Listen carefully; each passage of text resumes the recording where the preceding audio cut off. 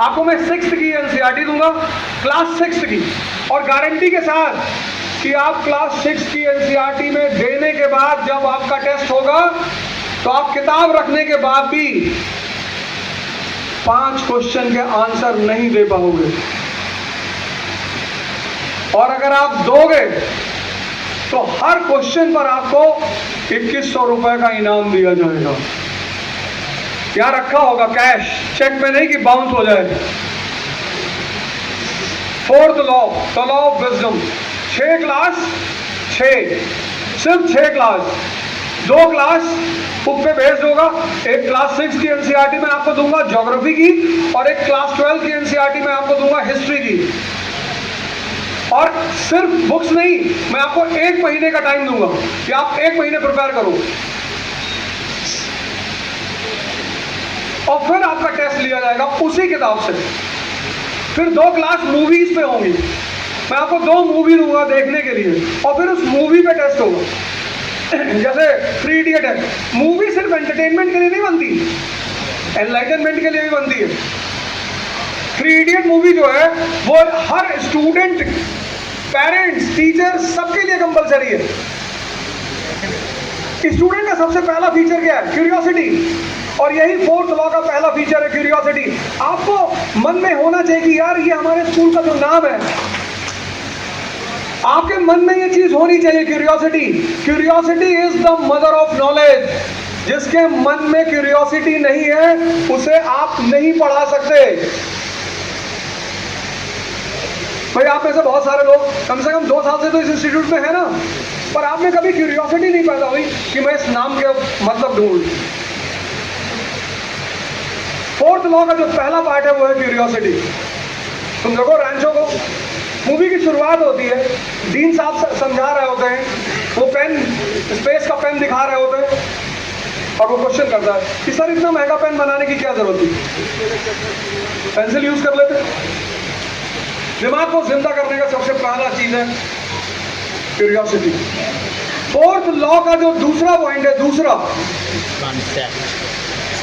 वो है कनेक्टिविटी। कोई भी चीज अकेले कुछ भी नहीं है, कनेक्ट है वो। जैसे मैंने अभी पूछा कि भारत नेशन क्यों बना, जो पढ़ने का तरीका है ना, वो ऐसा नहीं कि तुमने बुक पढ़ लिया फिर तो वो पैरट स्टाइल हो गई।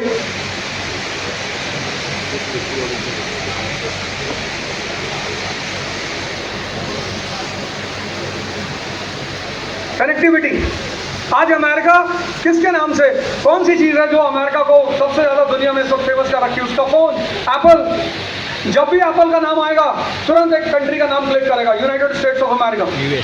जैसे ही OnePlus का नाम आएगा वैसे ही कंट्री का नाम क्लिक करेगा, चाइना। जैसे ही सैमसंग का नाम आएगा वैसे ही कंट्री का नाम क्लिक करेगा, साउथ कोरिया। लेकिन पाकिस्तान का नाम ही नहीं है सर। कोई प्रोडक्ट है दुनिया में?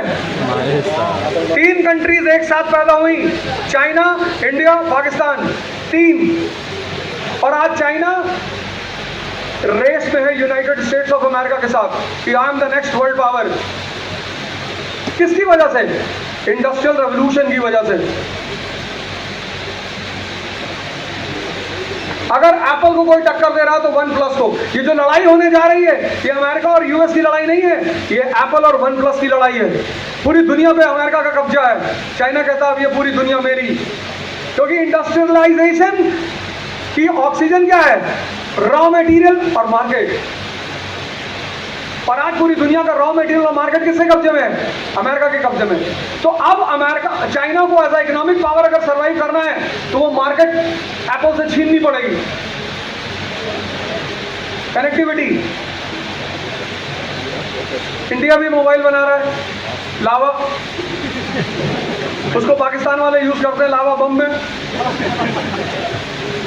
इन्होंने सैटेलाइट भेजी थी 2 साल पहले, पाकिस्तान वालों ने 2 साल पहले इन्होंने भी एक सैटेलाइट लॉन्च की, बोले मार्स पे भेजी है। नासा ने कहा मार्स पे? बोले हाँ। और फिर 2 दिन बाद बताया कि मार्स पे पानी है, बड़ी बड़ी वाटर बॉडीज हैं, उसमें व्हेल है, ऑक्टोपस है, शार्क है। नासा ने कहा अच्छा। हम पिछले 40 साल से